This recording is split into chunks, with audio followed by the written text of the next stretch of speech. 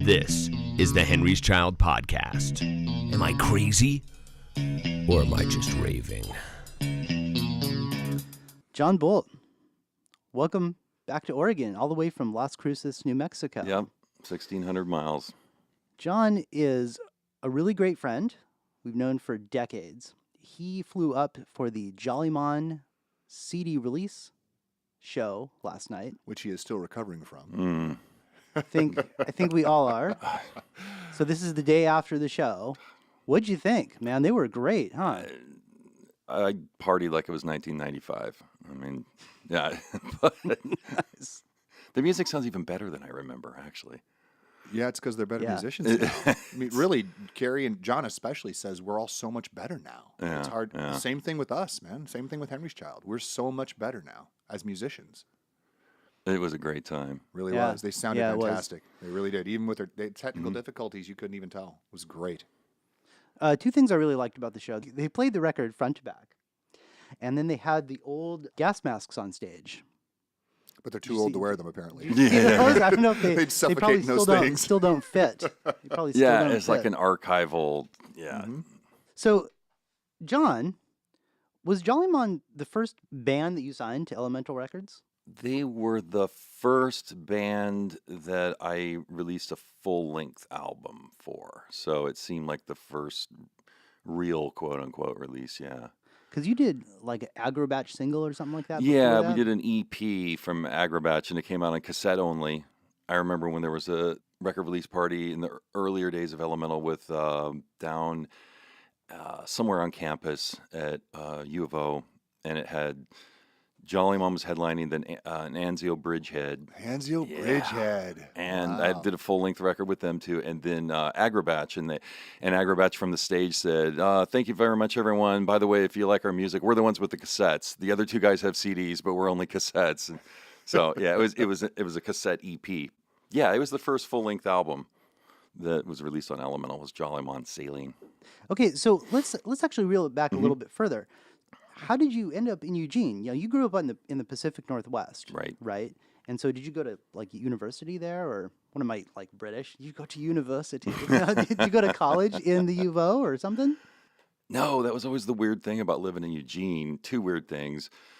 Almost everyone that lives in Eugene, it seemed like, oh, well, you went to U of O and you just kind of stayed. And I kept always saying, no, I have no affiliation with this college at all. I went to college in a town called Monmouth, Western Oregon State College. Very tiny. It was a dry town.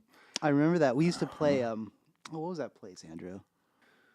Over by the Monmouth? Ghost, The Sylvia's Ghost. That's right, Sylvia's Ghost. Was it in Monmouth or Independence? Was it in Monmouth? Right.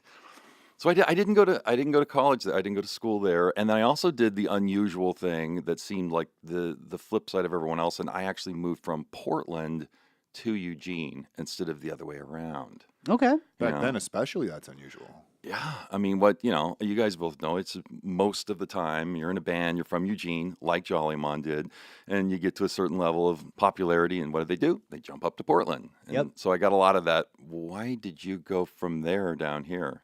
I usually just said, because I wanted to be a big fish in a little pond, I guess.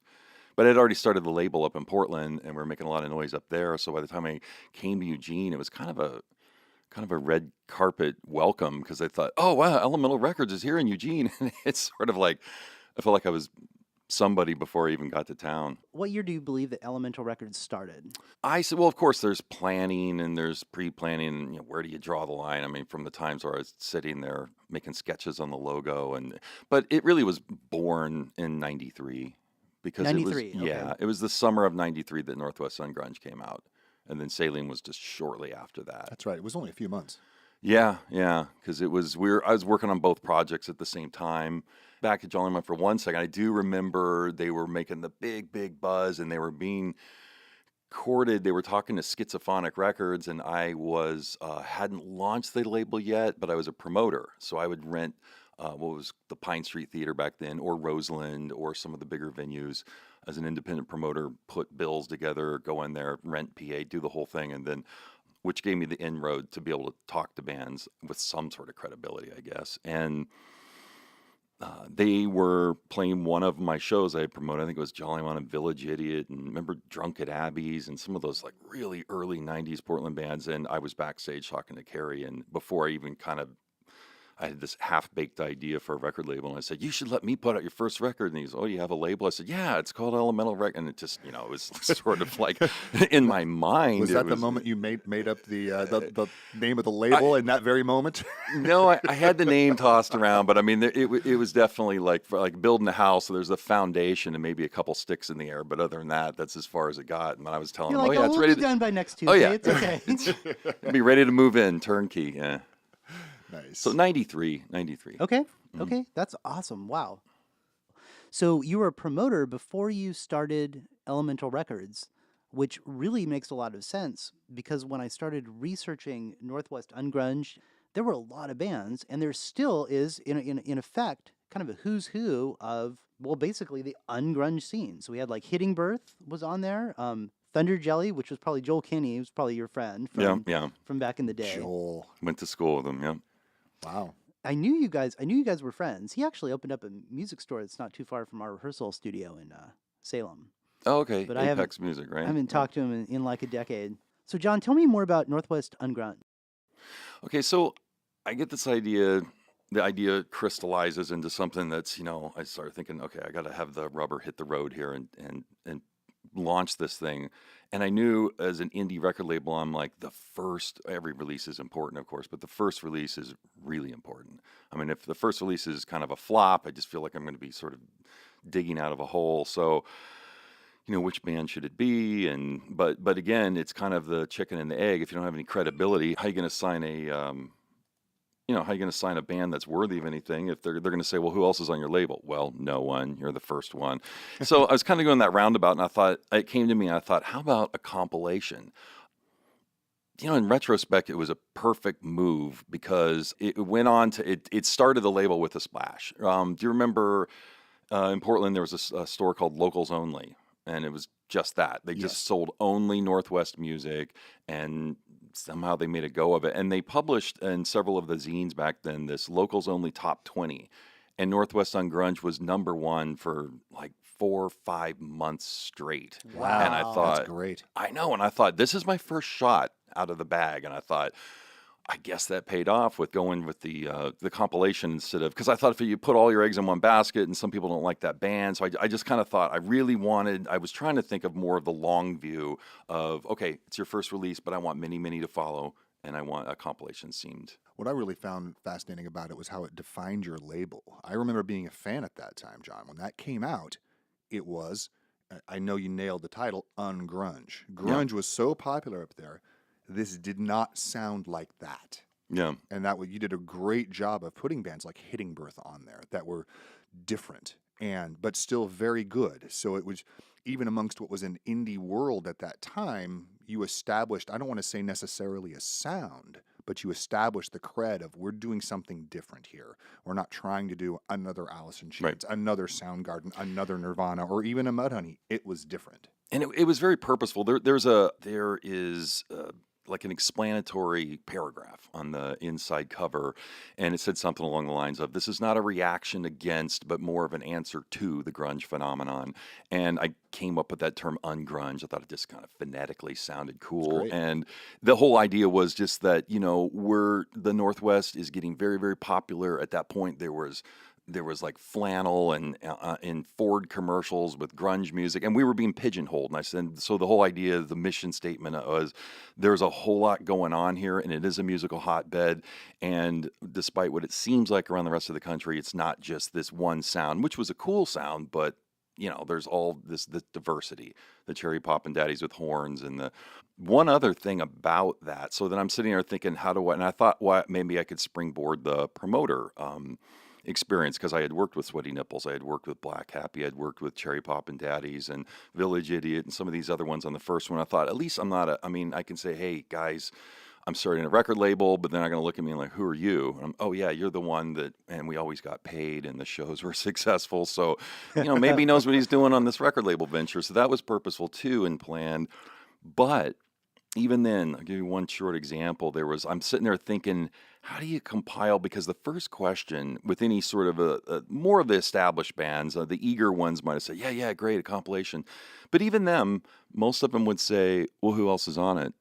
And I'm like, again, it's where do you start? It's the chicken and egg thing. So I remember calling Sweaty Nipples back then had professional management. They got signed by Megaforce, and it was the same guy who signed Metallica, and they were making a bigger and bigger buzz. So I called the professional manager and I said, yeah, you want to be on this compilation? Remember, I'm the one. Yeah, I'm the one that done shows. I'm launching this record label, and of course, first question, well, who else is on it? I said, well, I mean, it's not completely solidified yet, but I can tell you the Cherry Pop and Daddies are on board. Really? I said, yeah, and Black Happy's on board. They were big at the time too. Really? Those guys are doing? I said, yeah, and I mean, this is a great. He says, well, and largely based on the fact that those two bands were doing it, Sweaty Nipples said, okay, we will. I quickly hung up the phone, got on the phone with Black Happy. I said, do you want to be on a record label? Who else is on? I said, well, Sweaty Nipples signed on, Cherry Pop and Daddy signed on. Third call, and I made those calls so quickly that I was like, I need to call them before they compare notes. And they did compare notes. Did you hear from this guy with the new label? Yeah, we said we'd do it. Well, we did too. Oh, okay. And they all did it. So a little fake it before you make it. Did you reveal that after the fact to anyone? I think I kept that secret for 23 years till just now. I think he just revealed it right now. The beauty of this podcast. I don't know if I ever told him. A true businessman. That's beautiful. Brilliant. That's brilliant. Yeah, you got to do what you got to do. Absolutely. So when you did Northwest Ungrunge, was it a combination of like bands coming to you with songs they already had and they were like, this would be perfect for it? Or did you go into the recording studio and have them record songs specifically for it? Oh, great question. Another thing I thought of that I thought was important, I thought, okay, compilations. If I just have an assortment of tracks from bands that they're just tracks on their albums, why is a fan of that band going to buy this compilation? So the one standing rule for everyone is it had to be an unreleased track, period. So it could have been from a previous recording of an album they just did, and it just didn't land on the record the first time around. Yeah, like a B-side. It was a little bit of everything. Like with Jollymon, they recorded, I believe the track was called The Plant, and I sent them into the studio to do that one. For example, I mean, it was harder with bands like with the Cherry Pop and Daddies, the song The Graduate was a song that was in the can that just did not make it on their album. And I thought, but again, if you're a huge Daddies fan, you're like, well, what is a song called The Graduate? Never. And Black Happy and Sweaty Nipples, same thing. Because Sweaty Nipples gave me actually an instrumental track that I think on the Megaforce recordings, they just decided they didn't want it on there because it had no vocals. And so it was a little bit of everything. There was another, I sent Dutch Boy Fingers into the studio. I mean, obviously, I'm trying to keep trying to strike the balance of not getting overrun with studio costs, but at the same time, not just having this, compilation of B-sides and throwaway tracks or something. Right. You want it to be quality. Right. And it matched with all the bands that you chose to be on there. So in some way, I mean, that's beautiful. Yeah. That's really the tough great. part was I remember we spent a lot of time and effort and resources on mastering because you got these disparate pieces of music from different bands and different sources and different recording studios, and it's kind of like, how do you don't want it to sound wildly different from one track to the next. Well, that would be a big challenge with different engineers and all that sort of thing, because back then distribution and pressing were such a big deal. It really truly was. I mean, duplication that whole industry has totally changed. Of course, it's 2018, so there's like entire industries that have been gone since we gone the way of the blacksmith. Come and gone. Yeah. Come and gone. Mm-hmm. Yes, indeed. So we got the Jollymon record sailing. We got Northwest Ungrunge. You moved to Eugene, so you're kind of in the sort of like industrial area. I remember you were right next to that Deliverance Church, and Icky's Tea House was kind of down there in that area. I've got a sailing story I want to tell. It's a really quick one. Do it. So I was at the Wow Hall CD release party for Jollymon, along with other hardcore fans. And John walked in with the first box of sailing, and he hadn't even opened it yet. I'm not sure if it got delivered that day or had been the day before, but it was. I literally picked it up at the pressing plant that afternoon in Portland. And raced down the highway. I can actually claim that the first one that came out of the box, John handed to me. And number two, he looked at it, and the sticker was incorrect in the corner. There was something that was supposed to be a reflective eye or something on the front, and they didn't do it.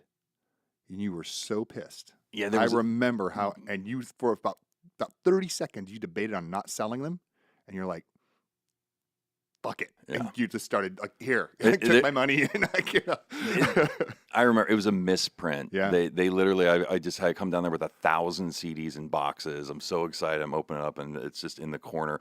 We actually did the sticker as a fix after the fact. And then we, went back to packaging plant, unwrapped them, put a sticker over this misprint. But yeah, a few of them were floating around out that, and I looked at them. I wanted perfection. And I thought, well, here it is, a release party. And, I remember I had a 1969 Dodge Dart, and we repressed Mumbles and Screams. And Rich and I drove up to Portland, and somehow or another we thought we could fit all of those in our car. We did like 2,000 copies. The suspension on that was bouncing up and down just because of the amount of the weight of those physical CDs. And what's funny? We actually still have 2 unopened boxes from that original pressing in our studio now. That's funny. This is how heavy the music was. It was weighing your car down, right? That's heavy music. I like that. I like that. Heavy mental music. So after Jollymon, and you did the Aggro Batch EP, right? And a couple cool singles. I remember talking to you and Howard, and you were kind of like, this is what keeps us legit. This is what keeps us street, is having the vinyl. You have a couple vinyl. Yeah, it's like I felt like as an indie label in the Pacific Northwest in the early '90s, you had to do these.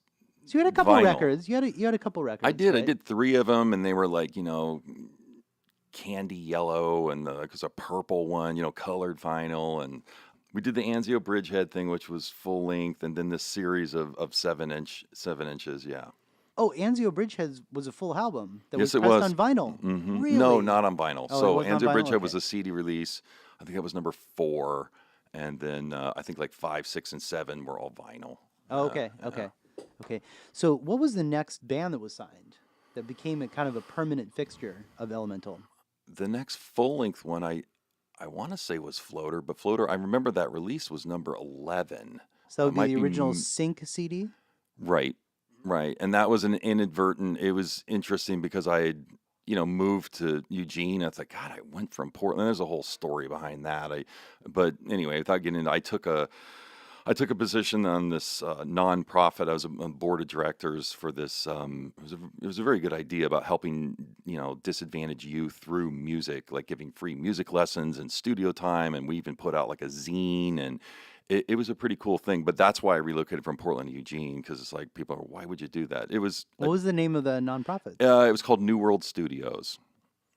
New World Studios. Yeah, Okay. and one of the co-founders I actually saw last night for the first time in probably 25 years. Wow. He was at the show. Wow. Brilliant. Yeah, Cool. yeah. That's It was- beautiful. And that was in Eugene, and so that was part of the reason you moved. Okay. And then it quickly fell apart. And then my plan for the longest time, I remember the Rocket put out a thing that said, "A lightning bolt strikes Eugene." It was all this, because it was kind of a big splash thing, like, wow, this label that, again, it kind of came out of the gates roaring, thankfully.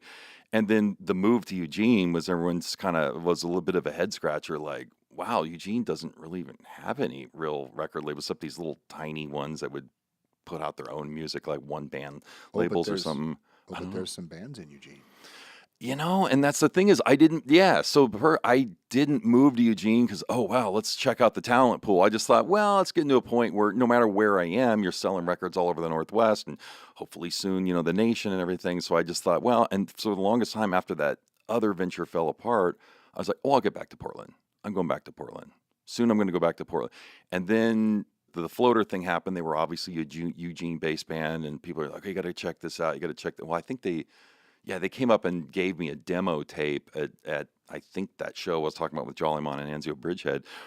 I thought, okay, let's go see that or whatever. And then they made a quick splash in Eugene. And I think because of that, and I thought, well, now I'm working with the newest of the bands is Eugene based, and I'm here. And then finally at some point I just thought, oh, screw it. I'm just meant to be here.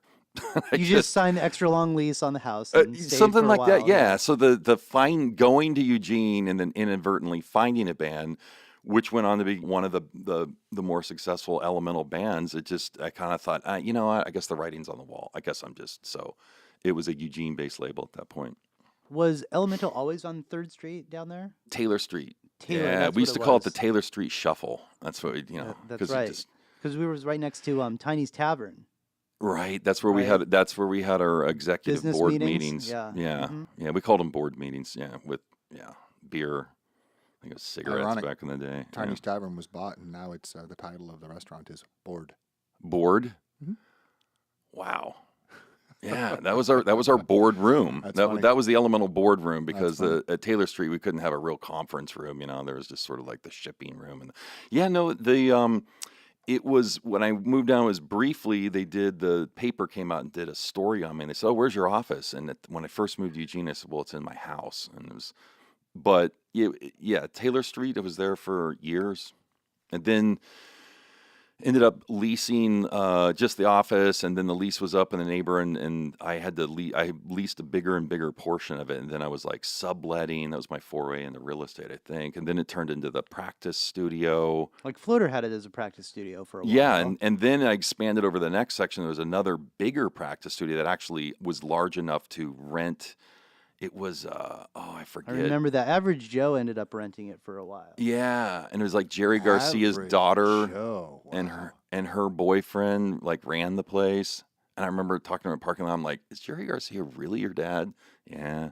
I'm like, He's probably got a lot of kids. only in Eugene, man. It's like, and then they actually turned it into a full blown recording studio. And Bruce from John Henry's, what was his Los Mex Pistols? Yeah. and that whole Yep. With the chain, So- the chain guitar. Yeah, it became. I mean, really, it became the epicenter of this even music Bruce thing. was a staple back in the Mhm. day. When you walked in the office and saw those John Henry's posters, I mean, he was kind of a thing. In fact, when Carrie Rich was in here from Jollymon, I asked him about the name, and he said that they had a gig at the 1336 Club, which was whatever the address was on West 11th. Oh, it became John before Henry's. it became Right. before it was even John Henry's. He's like, dude, we just had to get a name together like as quickly as possible, and that's what they came up with. That's the one thing that everybody could agree on. So And then I saw them open for Ziggy Marley, and I think they got it because their name was Jollymon. And they actually opened with reggae for probably half a song, and people are kind of grooving along. And then they launched into the crunchy riffs, and about half the crowd sat in stunned silence, and then a quarter of the crowd walked away, and then about 25% of the crowd just started like bobbing their head, yeah, It's nice, still nice. grooves. Wow, Yeah, that's crazy. yeah. That's crazy. Okay, so Floater's now signed to Elemental Records. Right. Things are going strong. I'd like to find out how Howard and the Cherry Poppin' Daddies come into this story. Because when I started hanging out in 96, before Henry's Child was signed to Elemental Records. I was working for the Professional Talent Network. And what I would do is I would actually do work for this person at the Professional Talent Network, and that would sometimes lead me down to the Elemental offices. I thought the company was called Crypt Keeper Incorporated, but It was. yeah. Okay. It was. Yeah. So I got to know you guys pretty well, and it was really I fixed some computers here and there, and it was just like not that I had like a wealth of information, but I kind of knew a few things here and there, and so I was kind of helping out with that. I would help out with like floater bookings and things like that. I became pretty good friends with Howard as well. Howard's awesome. I just love that dude. He's a good dude. How did Howard and the Cherry Poppin' Daddies integrate with Elemental Records? Like, what happened with them? Okay, the quick version of a very long saga is that obviously I had a pre-existing relationship with the Cherry Poppin' Daddies because they were on Northwest Ungrunge. Okay, right. So they had a song on The Graduate. You even mentioned it. Right. On the Northwest Ungrunge. And prior to that, I had done a string of shows as a promoter with them. So I knew them, but they had no official, connection with Elemental Records. They had their own label, and they were trying to get signed by a major label. And the Howard actually sought me out at a show. I think it was over at the merch booth. Don't remember what show it was, some Elemental thing. He said, you and I should talk. I'm the manager of the Cherry Poppin' Daddies. And I thought, okay, well, that's got to be good. I mean, they're making a lot of noise in a good way. He said, Steve Perry from the Daddies said, you ought to talk to Jon Boldt. He moved to Eugene. Again, nobody knew why. They're like, this label's taken off, and he went from the big city to the small town.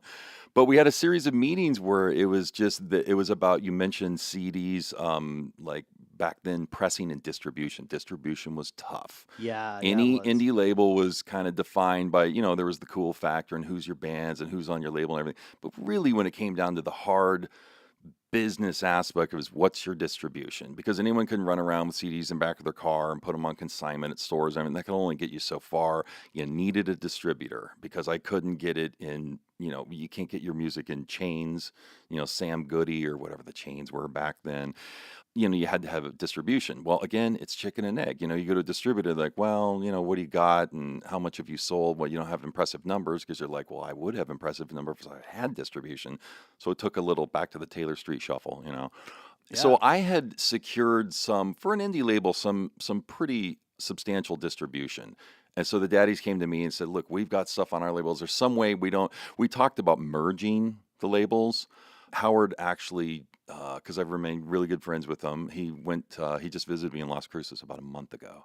And we were talking, as we usually do, about the old days. And he reminded me, he said, at that meeting, you said no. And I said, really? You didn't want to merge with no, the daddies? I guess not. And it's one of those things where somebody reminds you, and then you're like, oh, I remember saying that now, but had you asked, And he said, yeah, Steve Perry was saying, and I just signed, we're kind of going out of sequence or anything, but the word was out, the record wasn't out, but that I just signed Sweaty Nipples. And they were like, wow, Sweaty Nipples. They were on Beavis and Butthead. They were, people were thinking, every time I turn around, this label's just doing a bigger and bigger thing, and Floater was making more noise, and so then the Sweaty Nipples were the new, and they were an old established band that played with the Daddies countless times, and that's another reason the Daddies came back around saying, this label just seems to be really snowballing, and maybe we could hitch our wagon to that. But yeah, there was discussion about merging the labels. Would you like to bring and I thought, well, your records are already out though, so I can't own mechanical. Only got into the nitty gritty business stuff. I can't own the mechanical royalties. Mechanical. I remember that because before we won Sonic X-Plosion, which again we'll get there. I remember we signed a mechanical deal with you, right? And that was why Rich and I had my '69 Dodge Dart all the way up to Portland and back. Because we got distribution just through Elemental. So there was, I think there was some almost like what they would call like a merchant account fee now or something. It was a little tiny percentage to sort of be in this. And I remember, unrelated to the band, I remember being in Katy, Texas, going into a Sam Goody store, going to the H section and finding 2 copies of Mumbles and Screams there. Unrelated. And it just blew my mind. And that was how important distribution was back in those days, because we didn't have internet, we didn't have streaming, we didn't even know what any of that sort of stuff was. And to see your disc there, I mean, that blew my mind. And the people I was with were like, holy cow, this is like serious. Another piece of that story is I had a friend of mine, I don't know if you remember me telling you this, a guy I went to college with in Florida, went down to a local store and bought both of our CDs at a store in Florida. Yeah. So, I mean, did you, and you're like, wow, Jon Boldt really did what he said he was going to say, or it's like, no, you were that's talking something about else you don't remember? Yeah. Well, yeah, but you were talking Thank about, God I came through. Being sort of defined by your distribution, which is true. I mean, I remember even being defined on how many panels you could afford to have on your CD and what was actually printed on it. Yeah, and so truly. when those mistakes were made, I mean, they truly were a huge, big deal. Because now, boy, they'll send you proofs. I mean, for free, proofs over email and stuff like that. Packaging, remember that? It's like, we're was a only big deal. we're black and white on the inside. You're full color on both sides. How many folds are? How many folds are? Yeah, exactly. Right. So distribution and the daddies. So the daddies came along, and they wanted to merge the labels. It got a little. It's kind of like, you have ideas like business, and then you get down to what I call the brass tacks, and it's just. It started turning into, well, how would have been mechanicals? And I said, look, it seems like the thing that would make the most sense here is if we had more of an alliance. And we each keep our own companies separate. And Howard, again, pointed out to me the other day, he said, no, you were pretty, you didn't think about it. You were like, no, this is my own thing.